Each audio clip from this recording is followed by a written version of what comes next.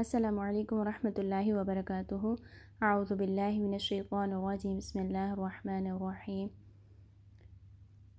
اللہ نے رسول اللہ صلی اللہ علیہ وسلم کو ہماری ہدایت کے لیے جو ہے وہ بھیجا ہے، اور ساتھ ہی ہماری رہنمائی کے لیے بھی، تو ہمیں جو ہے وہ ان کو فالو کرنا ہے۔ ان کی زندگی جو ہے وہ ہمارے لیے بہترین نمونہ ہے۔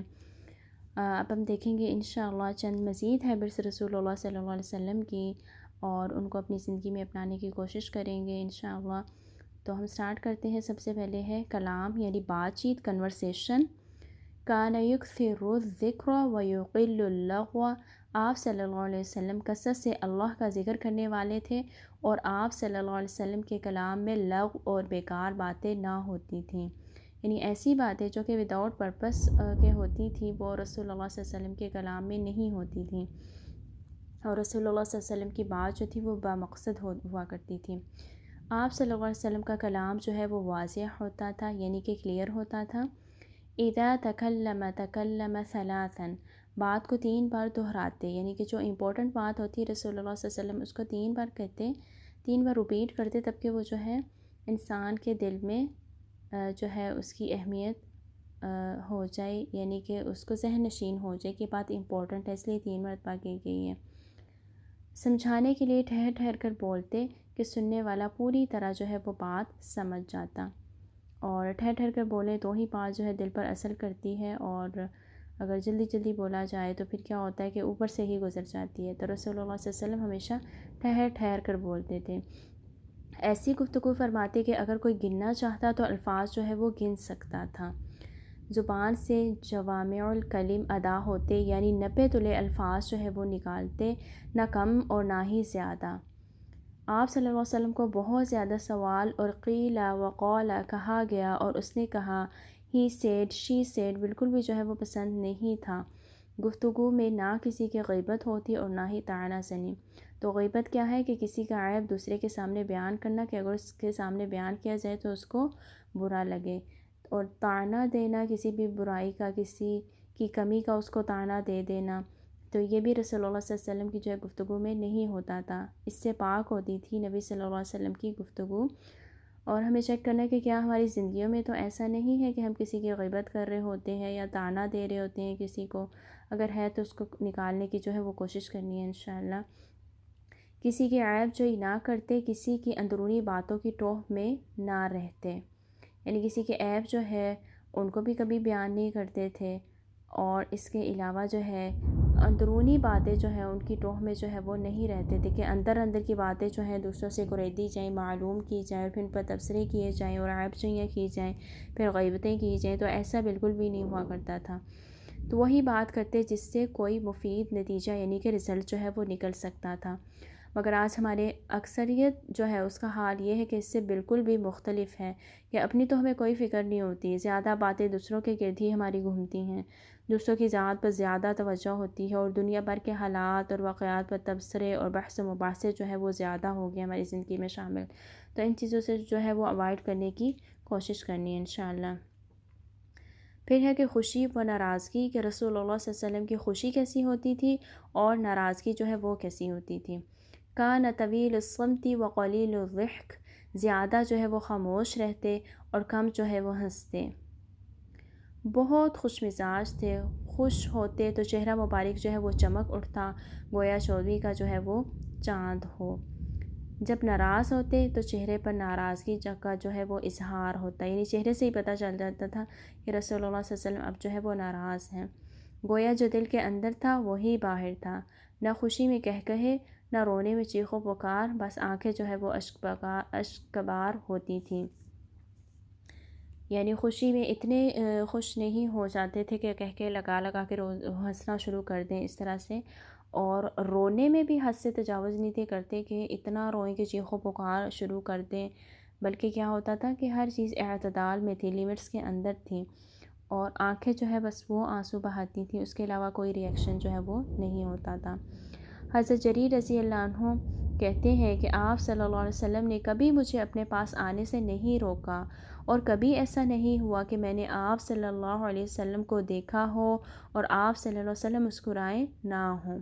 تو ایک مسلمان بھائی کا دوسرے مسلمان بھائی کے لیے مسکرا کر دیکھنا بھی جو ہے وہ صدقہ ہے۔ عموماً ہم یہی سمجھ رہے ہوتے ہیں کہ روپے پیسے دیں وہی صدقہ ہے، اس کے علاوہ اور کوئی چیز صدقہ نہیں ہو سکتی، تو یہ بھی مسکرانا بھی صدقہ ہے۔ تو یہ صحابی کیا کہتے ہیں کہ رسول اللہ صلی اللہ علیہ وسلم جو ہے، میں نے جب بھی ان کو دیکھا تو آپ صلی اللہ علیہ وسلم جو ہے مسکراتے تھے۔ جب کسی سے ناراض ہوتے تو زیادہ سے زیادہ یہ کہتے ما لہو تریبت جبینہ، اسے کیا ہوا ہے، اس کی پیشانی جو ہے وہ خاک آلود ہو، یعنی کہ وہ زیادہ سے زیادہ سجدہ کرے، سجدے کرے، نوافل پڑھے، یعنی ایک قسم کی دعا تھی۔ ایک دفعہ گھر تشریف لائے تو دیکھا کہ گھر میں تصویر والا پردہ لٹک رہا ہے۔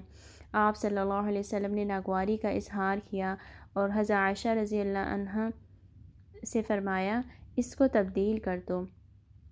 تو یہ سب کے لیے لمحہ فکریہ ہے کہ آج ہمارے گھروں کی آرائش جو ہے وہ کن چیزوں سے ہو رہی ہوتی ہے۔ طرح طرح کی سینریز، پکچرز والی، اور چھوٹے چھوٹے بت اور بنے ہوئے ہوتے ہیں، اور اس میں سب کچھ جو ہے نمایاں نظر آ رہا ہوتا ہے، چھوٹی ڈولز کی، یا اس طرح اس کے علاوہ جو ہے بت وغیرہ بنے ہوتے ہیں۔ تو ایسی چیزیں جو ہے تصاویر جو کہ گھروں کی ہم نے زیبائش اور زینت کے لیے لگائی ہوئی ہیں، تو اگر تو وہ پکچرز ہیں، تصاویر ہیں، تو ان کو ہٹا دینا ضروری ہے، کیونکہ رسول اللہ صلی اللہ علیہ وسلم نے فرمایا اس گھر میں رحمت کے فرشتے نہیں آتے جس میں کتا یا تصویر ہو۔ تو اگر کتا گھر میں ہے یا تصویریں ہیں تو پھر اس گھر میں رحمت کے فرشتے جو ہے وہ نہیں آتے، تو ان کو سامنے کوشش کرنی چاہیے، نہیں لگانا چاہیے یا اس طرح سے کہ وہ نمایاں ہوں۔ تو اگر ہم چاہتے ہیں کہ ہمارے گھر میں رحمت کے فرشتے آئیں تو پھر ان کو ہٹا دینا چاہیے۔ کان النبی صلی اللہ علیہ وسلم اشد حیاء من العذراء فی خدرها فاذا رأى شیئا یکرہہ عرفناہ فی وجہہ۔ نبی کریم صلی اللہ علیہ وسلم پڑھتے ہوئے رہنے والی کنواری لڑکی سے بھی زیادہ جو تھے وہ حیا والے تھے۔ جب آپ صلی اللہ علیہ وسلم کوئی ایسی چیز دیکھتے جو آپ صلی اللہ علیہ وسلم کو ناگوار ہوتی تو ہم آپ صلی اللہ علیہ وسلم کے چہرہ مبارک سے جو ہے وہ سمجھ جاتے تھے۔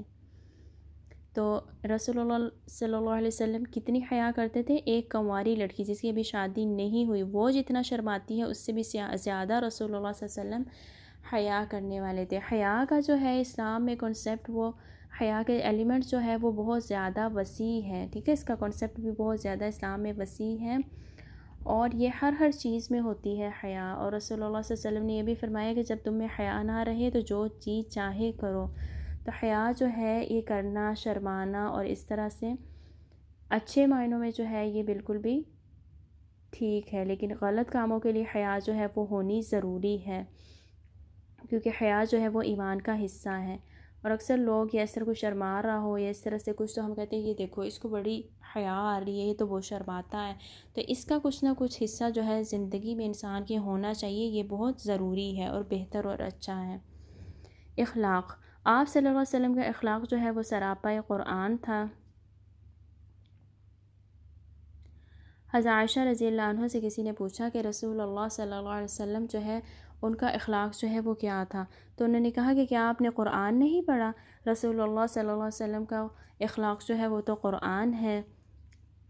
ہمیشہ سچ بولتے تھے رسول اللہ صلی اللہ علیہ وسلم، جھوٹ سے بالکل بھی نفرت جو ہے کرتے تھے، کیونکہ جھوٹ جو ہے وہ کبیرہ گناہوں میں سے ہے، اور ہم عموماً اس کو بہت لائٹ لے رہے ہوتے ہیں اور چھوٹی چھوٹی باتوں میں جھوٹ بول جاتے ہیں، اور ہم اس کو فیل نہیں کرتے کہ کتنا بڑا ہم گناہ کر رہے ہیں۔ کبیرہ گناہ جو ہے وہ بہت بڑے بڑے گناہ ہوتے ہیں جو کہ توبہ کے بغیر معاف نہیں ہوتے ہیں، ان کے لیے توبہ بہت ضروری چاہیے ہوتی ہے، اور ہم دن میں کتنے ہی عموماً جھوٹ بول جاتے ہیں، اور توبہ کو تو ہم بھول ہی جاتے ہیں کہ کبیرہ گناہ اور ہم نے اس پہ توبہ کرنی ہے۔ تو اپنی زندگی سے جو ہے جھوٹ کو نکالنا اور سچ جو ہے اس کو اپنانا، یہ بہت ہی امپورٹنٹ چیز ہے۔ وعدے کی پابندی کرتے، حق کی جو ہے وہ حمایت کرتے۔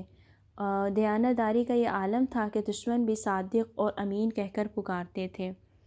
بہت بہادر اور نڈر تھے، مشکلات اور مصائب پر صبر کرنے والے تھے۔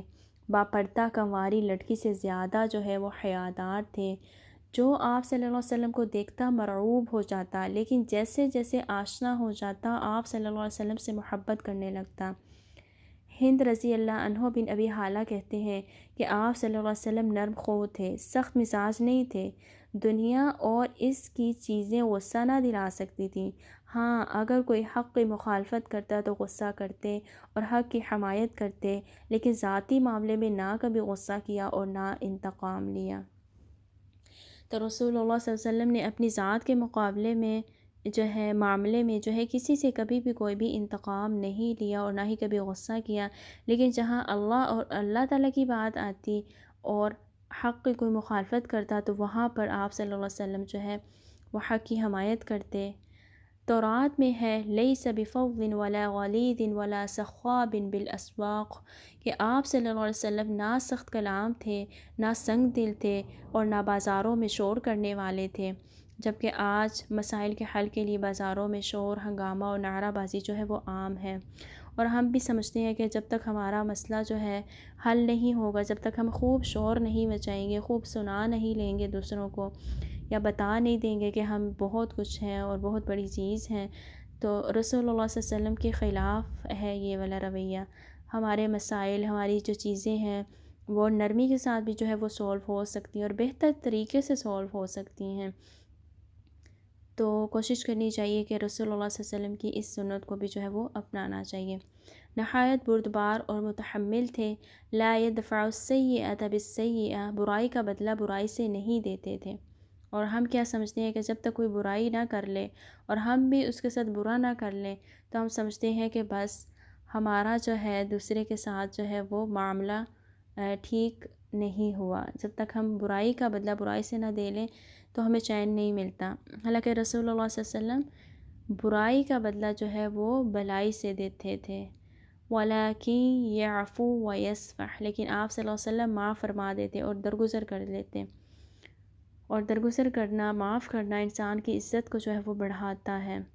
آج ہم اپنے دلوں کا جائزہ لیں کہ ہمارے دلوں میں دوسروں کے بارے میں کیسے گمان ہے، کیونکہ جب تک دل وہ ہمارے صاف نہیں ہوں گے، دلوں کے اندر دوسروں کی خیر خواہی وہ آ ہی نہیں سکتی۔ جب تک خیر خواہی نہ ہو، دلوں میں محبت نہیں ہو سکتی، اور جب تک باہم محبت نہ ہو، اس وقت تک نہ گھر میں معاملات درست ہو سکتے اور نہ گھر سے باہر کے معاملات میں اصلاح ممکن ہے۔ حضرت انس رضی اللہ عنہ سے روایت ہے، کان رسول اللہ صلی اللہ علیہ وسلم احسن الناس خلقا، رسول اللہ صلی اللہ علیہ وسلم لوگوں میں سب سے زیادہ اچھے اخلاق کے حامل تھے۔ تو اپنا اخلاق وہ اچھا کرنے کی انشاءاللہ کوشش کرنی ہے، اور جو ہمیں اپنے اندر کمیاں نظر آ رہی ہیں ان کو انشاءاللہ دور کرنے کی وہ کوشش کرنی ہے۔ اللہ تعالیٰ سے دعا ہے کہ جو ہم نے پڑھا، اللہ سبحانہ وتعالیٰ اس پر ہمیں عمل کرنے کی توفیق عطا فرمائے، اور ہمارے اخلاق کو سب سے بہترین اخلاق وہ بنانے کی توفیق عطا فرمائے۔ سبحانک اللہم و بحمدک، اشہد ان لا الہ الا انت، استغفرک و اتوب الیک۔ السلام علیکم و رحمۃ اللہ وبرکاتہ۔